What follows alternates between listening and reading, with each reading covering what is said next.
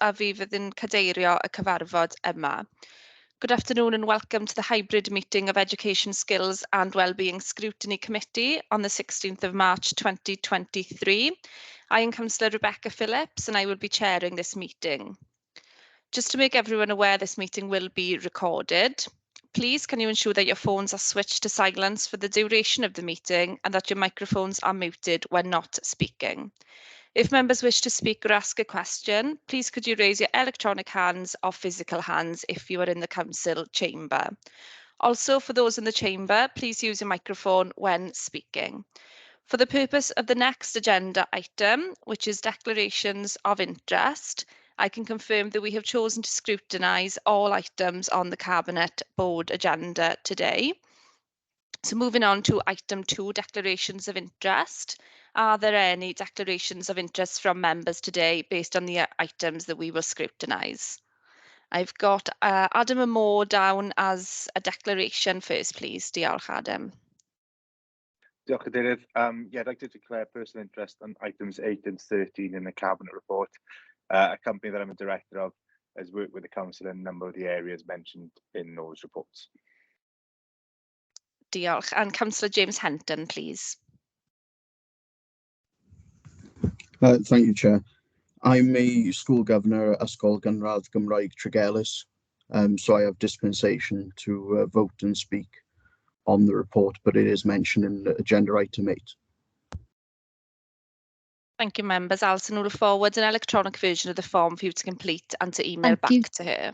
Thank you, Chair. We also have an indication in the chamber. Officer Paul Walker. Thank you, Chair. Paul. I'll be declaring interest in the final report in the private section for a future delivery model for Celtic Leisure, and I will be leaving the chamber, Chair. Perfect, thank you. And I've got Councillor Whitelock as well, please. Yeah, thank you, Chair. The schools admission mentions all schools in the borough, so most of us are governors in schools, so should everybody be declaring an interest? I'm a governor at Ysgol Cwmbrombil in Port Talbot. Okay, thank you. Thank you very much. I don't know if Craig is in the chamber to give us advice, please. Craig is not in the chamber, but I can see the legal officer Ian Guy is joined virtually. Could I ask Ian to give some advice, please? Hello, Chair. Yes, where there's a matter that affects all the schools, it's a matter for individual members to consider whether a well-informed member of the public would consider there was an interest. If it helps in the past, members have declared in those circumstances, but obviously there's a declaration, a dispensation, as we've heard previously, so they can stay and vote. Thank you very much. Councillor Goldif-John, please. Well, I would just like to add on to that then. I have a declaration of interest. I'm a governor at Coed Frank Primary School. Thanks, everyone. Councillor Sonia Reynolds. I suspect nearly all of us need to declare in that case as a governor of Ysgol Gymraeg GCG. I declare my interest, but it is personal. I do have dispensation. Thank you. Adam Moore, please. Thank you. Yes, similarly, I'm a governor at Rhosafan and Ystalyfera Broad Deer. I have dispensation to speak on board. Diolch, thank you. Councillor Peter Rees, please.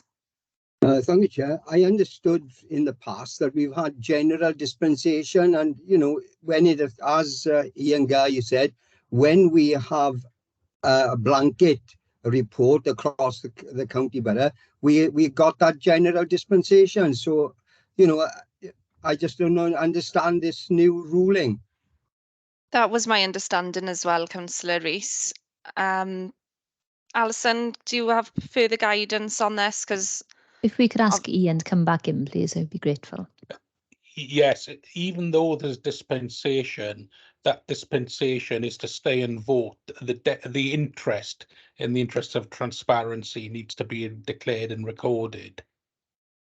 But as I say, it's for individual members to make that call, whether they feel a well-informed member of the public would consider that was a factor. If it's a a matter that's affecting each school individually, equally, it's a call for members to make. I don't know if there's any specific queries, Chair, that I can give any further clarity on. That's fine. It's probably easier if we all just declare then. I know most have already. Councillor, sorry, I can't see your name. Will I declare then, Chair? Yes, thank you. Brydion Maisen, please. Yes, okay, then JB as everybody is to declaring I'm a governor at Cwmbrombil and Cwmavan Primary. Thank you. Councillor Wayne Carpenter, please. Governor at Knoll Primary and Melyn Primary. Thank you. Councillor Matthew Crowley, please. Yeah, thank you, Chair. I'm Chair of Governors at Arwell and Moor Primary and a Governor at Tywyn Primary. Thank you. Thank you. Peter, your hand is up. Is that legacy hand? We also have an indication from Marie Cardick in the chamber, Chair. Okay, Marie Cardick then, please. Yes, I declare I'm a governor of St Joseph's Primary, Neath. Thank you very much. Councillor Daniel Thomas, please.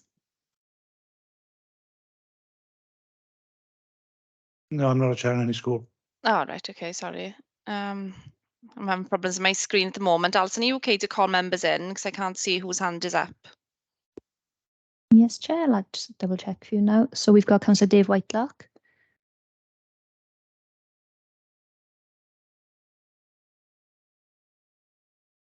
Sorry, that's a legacy hand. Thought it had gone down. And Councillor Suzanne Rex we have. So I'm a governor at Baglan Primary and Blind Baglan Primary, excuse me. Thank you. Do you have any more indications?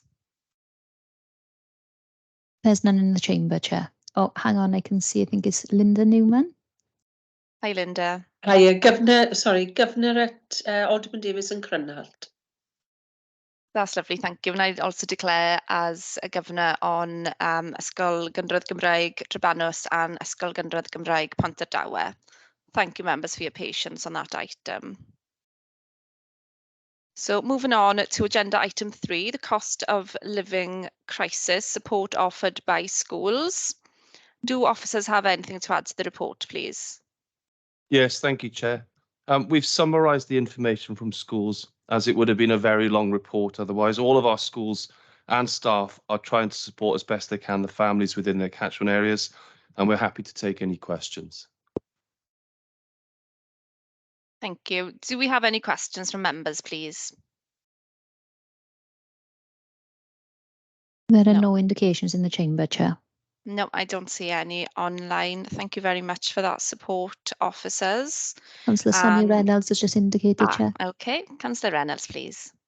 Given that there were no questions, I think we really need to thank officers for a report which gives us all the information. I know you just started to say that, but I put my hand up before you did.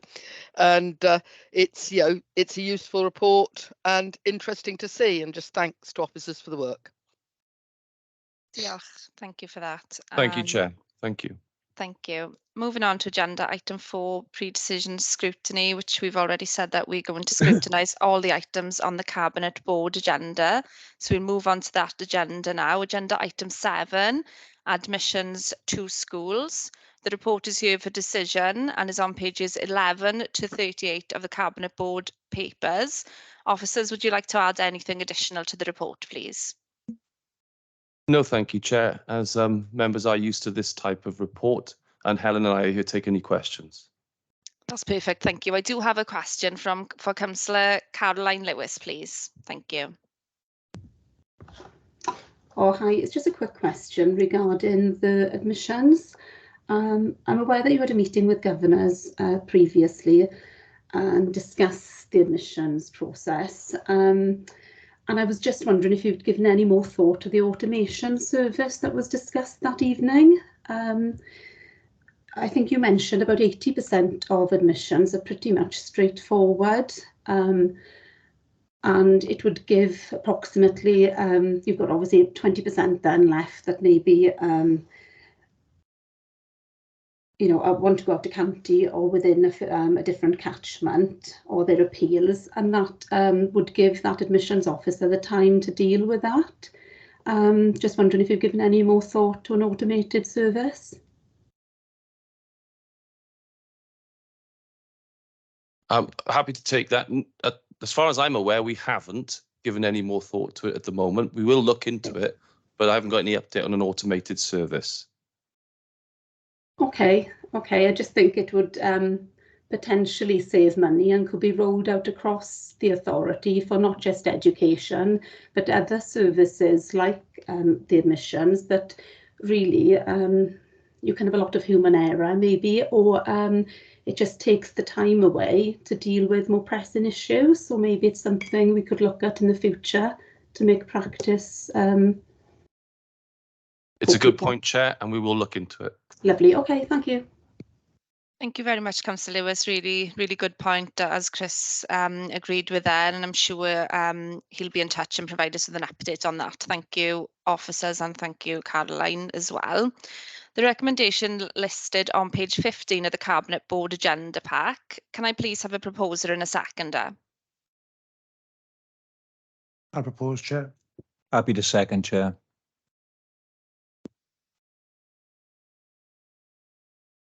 So that was proposed by Councillor Dan Thomas and seconded by Councillor Wayne Carpenter in the chamber, Chair. Wish to abstain?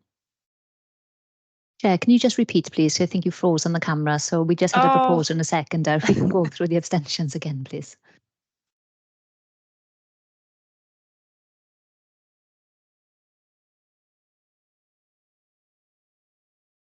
Chair, you appear to have frozen again. If we can just do the vote again, please. Apologies.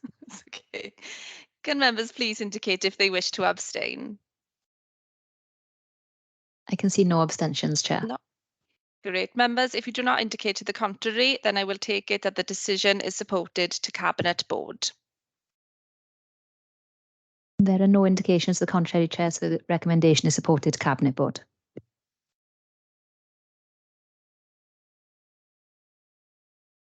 Thank you. Diolch yn fawr. So moving on to agenda item 8, quarter 3 performance. The report is here for monitoring and is on pages 39 to 54 of the Cabinet Board papers. Officers, would you like to add anything additional to the report, please? No, thank you, Chair, but happy to take any questions. That's perfect. So I just have some quick questions. Firstly, please. It's on page 44, CP008, which relates to the year 11 pupils studying Welsh. We do see a very slight increase there. Are we confident that we're doing enough to ensure that this number increases further, please?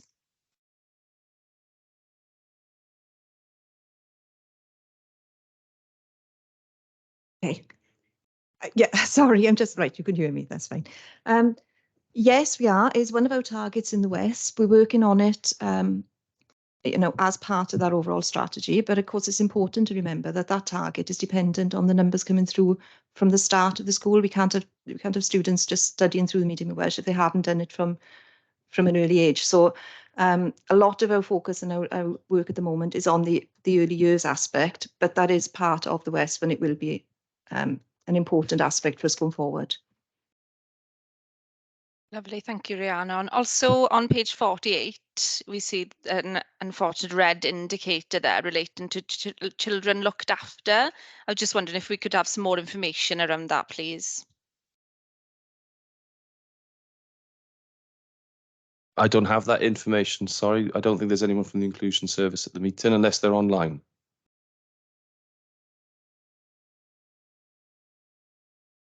Okay, that's Chair, fine. Chair, if you can give me a specific information of what you'd like, we can bring it back to you. Yeah, that's fine. Chair, Alison, if you... Sorry, Chair. The one thing I know I can add, because I think it was Hayley give a briefing to the cabinet member recently.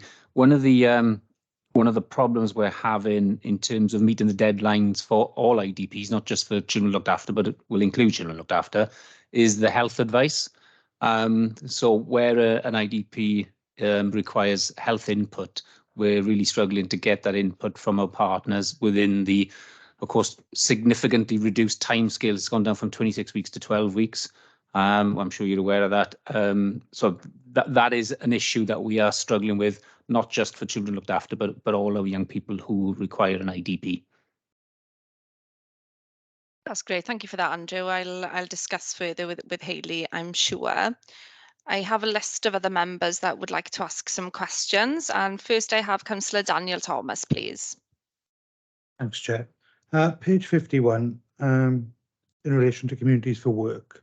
I was just wondering why there's such a lack of engagement and people taking up the scheme. Thanks. Which mark are you talking about, please? P1582? P1581. 581. It is that age group, so it's the over 25s at the moment. We are looking to try and target them in a more sort of informational way. They're coming forward in 16 to 24. They're taking part in courses. The over 25s at the moment are just harder to reach. They're either in low paid jobs and not looking for a higher paid job. They have childcare issues. They're already in unemployment and therefore they are not looking for employment. They're just a hard to reach group. So one of the targets that we're going to have is to engage with our businesses. So the businesses tell us what skills they're looking for, so we can then look at making sure that the people that are looking for a job have the right skills to match. As we increase, the more businesses come in, for example, offshore wind, we're going to need a huge amount of people to sit behind that. It's a target for us. Are you happy with that, Councillor Thomas? Yes, thanks, Chair. Thank you. Councillor Sonia Reynolds, please. Thanks, Chair. I wanted to go back to CP 005 and 006, please, Chris, if I may. I just wondered, unless I'm missing something in the explanation, which I could be, but unless I'm missing something, can you explain why the drop-off in attendance? I know the impacts of COVID, and I know but they're actually, we're seeing a drop in attendance for the current quarter, or for the quarter 3. For that, Councillor, it's a drop in attendance in comparison to this time in a different year. Yep, so we are looking at that. So you are right. Attendance has become one of our main priorities. If we look back at 18-19, at primary we were 94% and at secondary 93%. COVID and recovery has had a massive impact on our young people's mental health and well-being and the engagement with school and the re-engagement with school. And of course, that also includes the family that sits behind the younger children about re-engaging with school. One of our main focuses will also be a focus on a Friday. It does seem that there's a huge dip in our Friday attendance rates as well from the latest data that we're analysing. So you are right to point it out, Councillor. We are going to be attendance is going to be a main target for us. I know the director has already been and spoken to secondary colleagues about this, and that we mentioned it as well in chairs and vice chairs meeting on Monday night. Thank you. It does seem of concern because I know it compares back to other years, but that year should have been worse, I would have thought. So I'm a bit floored by it. So thank you very much, Chris. Look forward to more information around that. Can I also ask about Sonia, yeah? Can I just come in and give a little bit more information around that, please? Attendance. You are right to be concerned. Officers are concerned around attendance. Corporate directors had a session with our regulators recently. That's CIW, Wales Audit Office, and Estin. Every year they give us a risk and assurance session where they all feed back in terms of where they see, our corporate risks and where they see our corporate assurances. One of the, obviously from our point of view, Estin feedback to us, one of the risks that they raised was vulnerable children's recovery post-COVID, and in particular attendance. So if you like, it's been raised there.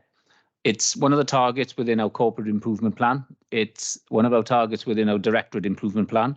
When I spoke to secondary head colleagues last week, they all confirmed that it's a target within their school improvement plan. And I'm talking to Nash, Llan, the primary heads, in the very near future. As Chris mentioned, I spoke to chairs of governors about this on Monday night. Chris and I did a session with our education welfare officers a couple of weeks ago now, where they fed back to us what they believe the reasons are for attendance being much lower than it was pre-pandemic. And I remember leaving that session quite sort of disheartened and depressed, because there were a number of reasons. You'd think it'd be one or two perhaps, but it wasn't. It was really multifaceted. Things like the cost of living, which I probably wouldn't have attributed to poor attendance previously. But what they were saying is families are running away from debt, and they're moving homes. They're moving out of the catchment area for their school, where they are provided with transport. They move to another rented accommodation elsewhere, which of course means they now living out the catchment, and they don't qualify for home to school transport, which means they haven't got money, they haven't got a car. Some children, I'm not saying this is the main reason, but this is a reason. Some people are being evicted by private landlords. They're ending up being placed by social services in hotels. Sometimes those hotels are in Swansea. Again, they've got no money, they've got no cash, so they have difficulty getting to school. I raised that particular issue in corporate directors. Well, I raised it all actually, but that particular issue Andrew Jarrett picked up on, and they've resolved now. Social services have resolved to make sure that isn't an impediment anymore. But as a directorate, we're going to give some detailed thought to the various reasons as to why attendance is lower than it was pre-pandemic. And we are going to focus on that work, and we'll be asking certainly our chairs of governors to help us with it. Clearly, our head teachers are really, really important, because fundamentally attendance is a responsibility of our schools, the responsibility of the local authorities to support our schools in that venture. So there's going to be, concerted effort over the next 12, 18 months to get that attendance back up to the levels where we were happy prior to the pandemic. So I hope that helps, Sonia. Thank you very much, Andrew. That does, and I'm sure other councillors as well. I hadn't thought of cost of living having that impact, and it is because it's a year when it was attendance during while the pandemic was still playing out, and then this year it just seemed odd that it had gone down further. But thank you. That's very useful and helpful. Thank you very much. I'm not sure if anybody else wants to come in on that before I think go on. Matthew Crowley, you've got your hand up. Would you like to come in, Councillor? Yeah, thank you, Chair. Well, Andrew, thank you for that and the report. It's alarming to see that for some of the reasons that you give us there that are impacting on attendance. I wonder if it's possible, Andrew. I don't want to burden the authority or particularly your directorate with any more problems and information gathering that you need to be. But is it prudent for us to have a position statement of where we are now of each individual school rather than a strapline target, and then we can monitor it going forward? I will certainly work with a chair of Arwell and Town School to ensure that we get the most accurate details around that and try and capture the actual levels of why people are displacing themselves. I would have thought, living in my own area, that housing is a massive issue, and I suspect it's the same right throughout the county borough. And I would have thought that people moving housing was a bit extreme, because housing is difficult to get anywhere. But I was really, I'm depressed now, Andrew, to listen to that statement. So if you could if I think it was prudent enough to get that information, and we can monitor it then going forward. Thank you, Andrew. Certainly, it's very easy to give members we have as a senior management team an update every month from our data unit. I think the report that you really as well as what you just asked for, Matthew, is clearly as a directorate priority now and a corporate priority. We'll be bringing regular reports to this committee in terms of the work that we plan to do. And the impact that work is having or not, and hopefully it will be having that impact. But yes, certainly that information is readily available, Matthew. If I could come back, Chair, if you don't mind. Yep. I wonder, therefore, when we look at the work forward programme, if we could put it on as a regular item going forward until we get back to the levels of pre-pandemic, in order to satisfy this committee's learning of what's happening around us. To be fair, thank you, Chair. Thank you, Councillor Crowley. If you could bring that back in when we discuss the forward work programme, that would be great. Thank you. I do have Councillor Rydion Maisen on my list as well, please. Diolch, Cadeirydd. Thank you, Chair. Yeah, just a good news story, just question, that's all. Also on the Margam Park, it's great to see that we've exceeded the KPI from 55 to 77. That's this third quarter. I'm just wondering, how do you get a figure of 55? And was that, or Paul was going to answer? Is that based on previous years, like before, pre-COVID or whatever? Yes, it is, Councillor Maisen. It was where we were pre-COVID. As you know, the Orangery closed under the pandemic regulations. When we reopened, we were then a vaccination centre. We had 55 weddings booked in that year. Every one of them moved and came back to us the following year. And this is the figures as of this financial year. So it's an excellent figure and a reflection of the work done by the staff at the Orangery, Councillor Maisen. Thank you, Paul. Yeah, pass on our regards and thanks for all the work you're doing. And I know the bookings are going for next year as well, because my choir is booked in a wedding next September. Thank you very much. We'll have to keep an eye out for that one then, Councillor Maisen. And it's on my birthday too, September the 7th. Thank you very much. Getting married again, Councillor Maisen. Okay, I don't see any more indications. So the report is for monitoring, therefore we note the report. Moving on to item 9, Free Schools Meal Update. The report is here for information and is on pages 55 to 64 of the Cabinet Board papers. Officers, would you like to add anything to the report, please? Can I just introduce the report? And what I want to say, Chair, is just a thank you really to the officers who are sitting in front of me, particularly Jane, because the work that they've done to roll this out ahead of schedule is just nothing short of miraculous. So it'd be really wrong of me to sit here today with my officers here and not thank them for the work that they're doing, because trust me, it really isn't easy what they do. I know Jane just gets on with it, and so does Julie and Rhiannon, but the work they've done is fantastic. So well done. I'd like to take this opportunity to thank them for that. Well, you've taken the words right out of my mouth, Andrew. It's a little note here, just, to really congratulate all involved, especially, an MPT, when we've managed to deliver the free schools meals to age groups, earlier than planned. And as we've just heard, during this cost of living crisis, it's really helping families out and really supporting children, where they really need it. With the further age groups being eligible from next term, I was just wondering how confident we are that we have the capacity to cope with the additional demand. Well, we've got really good news actually, because we were waiting on Welsh Government approval for that, and we've had it this morning. So perfect timing. So we are very confident that we will be able to roll out years 3 and 4 after Easter. I know that Jane has done a tremendous amount of work in the schools, and she knows, to the nth degree what each school is capable of in terms of what they, their cooks, their staffing levels, their equipment and their resources.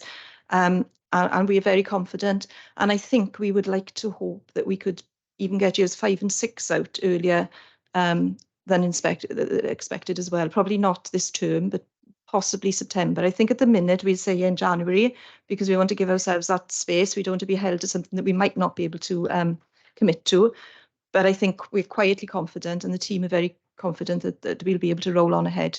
We're actually, I think, one of 3 authorities in Wales at the moment that have gone this far. So, I'll just add my congratulations to Julie and Jane. They're the ones who've done the work. So it's really good news all around. That's fantastic.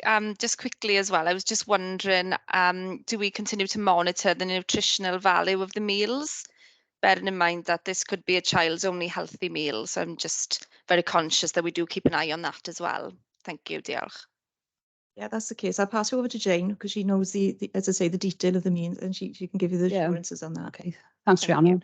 Yeah, we have the certificate of compliance from Welsh Government that we cover and follow the healthy regulations of 2013 for all our meals, breakfast and also lunch. Lovely, thank you. So I do have some other councillors that would like to ask some questions. And Councillor Sonia Reynolds, please. Thank you, Chair. Yeah, I think it's a credit to the staff and the preparation and relationship they've had over the years with the schools that has enabled the fast rollout, and that's excellent. Thank you. But I'm looking forward to it being rolled out further, given that the numbers of families coming direct from school into our local warm hub for a hot meal after school, which is of concern, and which some of them are saying is their only hot meal that day, or sometimes for a couple of days. So it's of a worry. You talk in terms of workforce impacts, and you've managed to recruit 26 additional staff and extend the working hours of a further 38. Has there been any issues with recruitment? Because obviously the catering sector has struggled. Are you experiencing any issues, and is further extension likely to be delayed by staff requirements? Thank you. Thank you, Councillor Rennes. Yes, we have experienced significant difficulty with recruitment. It's not a very well paid field. But I think again, the staff have worked so hard. We've done letter drops, job fairs, doing everything we can, meeting in the colleges, meeting the students coming through.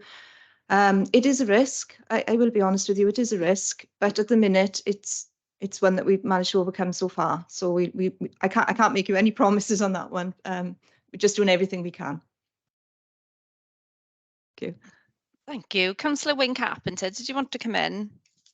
Yes, thank you, Chair. More or less, my question's already been answered by what you've just said. I was concerned about staffing levels and how we are coping in terms of catering staff in maintaining this extra number of meals. But I would rather put that on hold. I think Sonia's already covered that, and say, well done.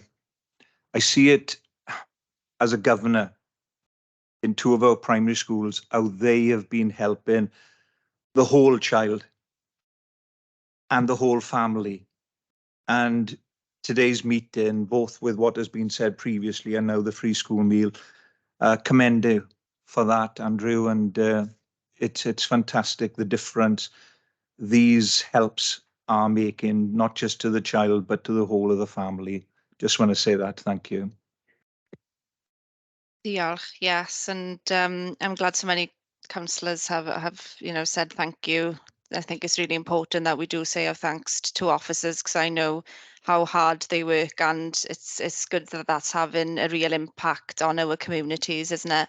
Councillor Matthew Crowley, please. Yeah, thank you, Chair. Coming from that type of background, I know exactly how extremely hard the team work. And I got a particular question for Jane Dennis, if I can. Is there anything that's inhibiting you recruiting staff? And I mean that in the nicest way.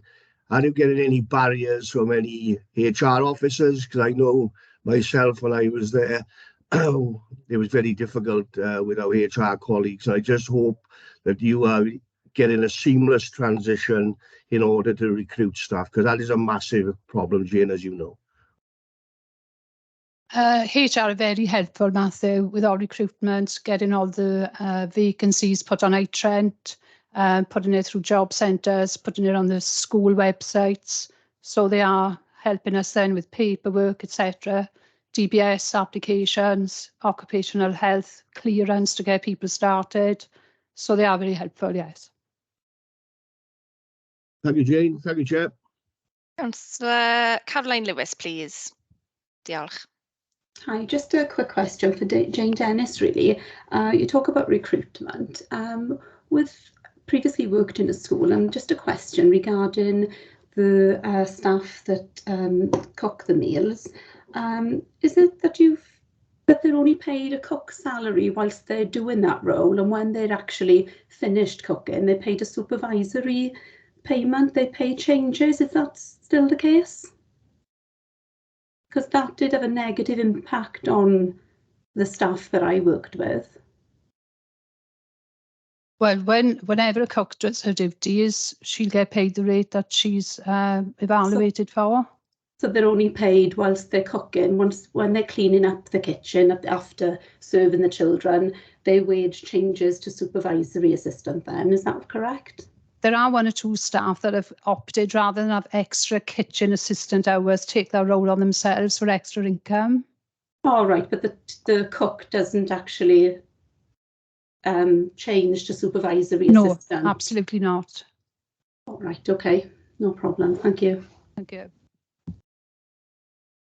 Thank you very much. I don't see, oh no, I don't see any other indications. So diolch yn fawr I chi gyd. This report is for information, therefore we note that report, but I would like the subject of free school meals, I would like that, you know, a regular update to the committee if that's possible, officers, please.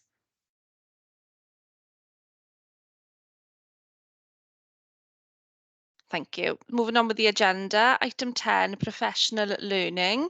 This report is here for information and is on pages 65 to 70 of the Cabinet Board papers.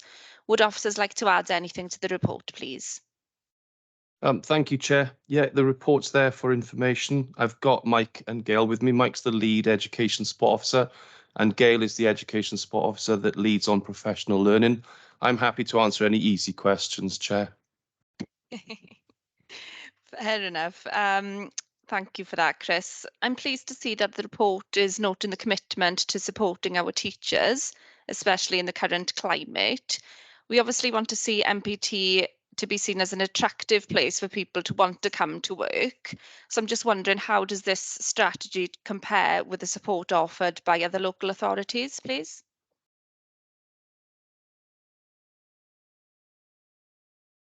I think it compares very favourably. I think we're able to do things and we can be a bit more agile than perhaps some of our regional colleagues. We're able to decide what it is our teachers need through negotiation with our schools to find out where the greatest need is, and then we can decide what to plan for. So there are some very good examples of that. One example would be the CAMI workshops. So that comes from Welsh Government, and it's how you might assess children in the new curriculum, what that might look like. So we've been able to adapt that as it's come from Welsh Government and deliver it. And I know we've had colleagues from Cardiff, Carmarthenshire, Bridgend have come and visited, and we've shared our resources with them because they don't have it.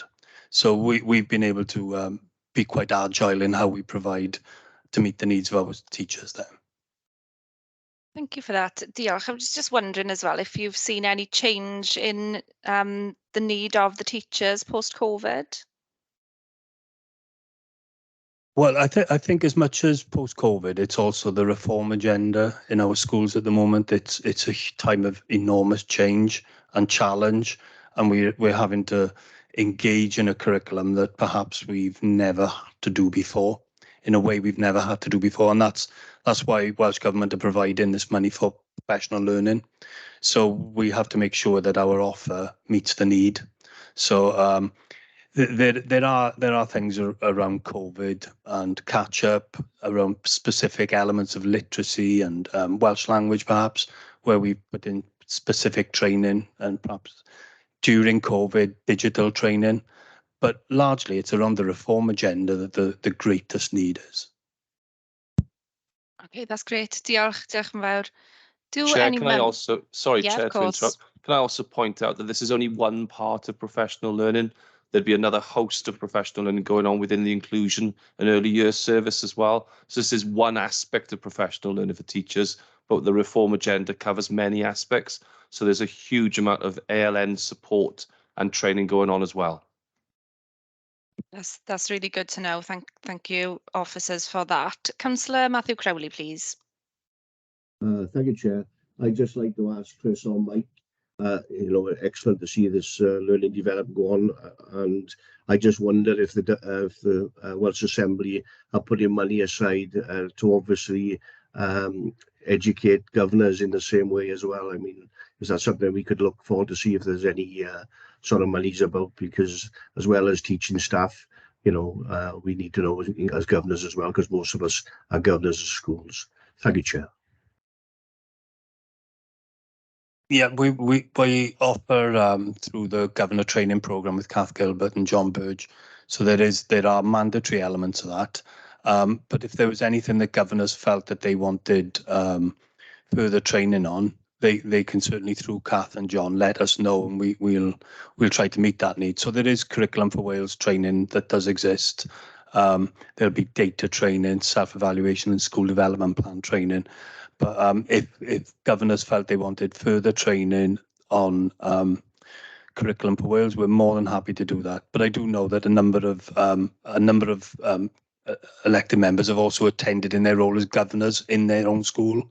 So they do attend those meetings, and many of you I've seen in those meetings. If I could, Chair, I was making the point really, if you could squeeze more money into the government. I know that we've got this, a great team in John Burge and Kath Gilbert, and I attend as many as I can. But I just wondered if we could squeeze the pot a bit tighter from the megalomaniacs at the Welsh Government. Thanks, Mike. Thank Chair, you. just to let you know, we squeeze every last drop. I'm sure you do. Thank you. Diolch yn fawr. Councillor Suzanne Renkes, please. I'm just wondering whether there are any obvious gaps in the provision that we are giving, and if there's anything you are doing to sort that out. It's a good question to ask, and that's one that Eston have actually asked a group of our head teachers as well.